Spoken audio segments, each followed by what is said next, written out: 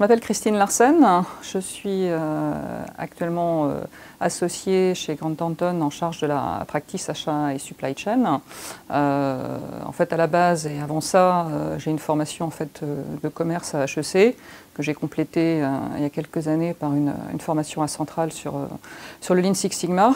Et en fait, j'ai un double background à la fois en entreprise, en grand groupe, puisque j'ai travaillé effectivement sur des directions opérationnelles tant en France qu'à l'étranger pour Michelin, avant de passer au conseil depuis 13 ans, dont les 9 dernières années chez Grant Thornton. Donc si on revient un petit peu effectivement à la practice achat et supply chain, on est en fait en charge de l'optimisation des achats et de la supply chain, donc de toute la chaîne d'approvisionnement, stock, logistique, transport, gestion des flux pour les entreprises.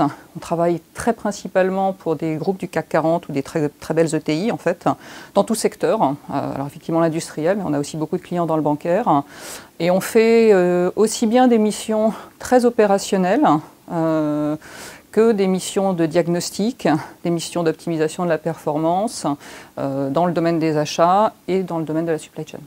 Après, pour parler un petit peu de ce qu'on fait et ce qu'on offre à nos consultants, il y a plusieurs choses. La première, c'est effectivement le fait de pouvoir faire des missions très diverses, très intéressantes pour des, comme je l'ai mentionné avant, des grands groupes du CAC 40, que ce soit dans le domaine des achats et de la supply chain. Donc aussi bien des missions opérationnelles que des missions très techniques, très pointues sur du diagnostic, de la performance, du category management, des systèmes d'information. Ensuite, je pense qu'on a on peut vraiment proposer aux gens d'évoluer au sein de Grant Thornton, que ce soit au sein de notre practice ou plus largement au sein de Grant Thornton, parce que tout simplement, on est une practice qui a non seulement de fortes ambitions, mais surtout qui a des taux de croissance très élevés. Et ça s'inscrit globalement dans la branche conseil qui a également des taux de croissance trop élevés, donc les gens peuvent grandir avec nous. En tout cas, c'est ce qu'on souhaite. Après, on a un souci aussi très important pour aider les gens à monter en compétences. Donc ça se matérialise principalement par deux choses. Un accompagnement qui va être très personnalisé.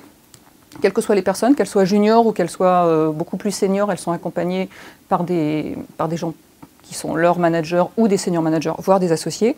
Et puis un programme de formation qui lui aussi dépend en fait du niveau de seniorité de la personne, donc qui permet de l'accompagner, de la faire évoluer, et qui va concerner aussi bien ce qu'on appelle les hard skills, donc tout ce qui est vraiment les aspects techniques de nos métiers, mais aussi les soft skills, et donc tout ce qui est beaucoup plus comportemental.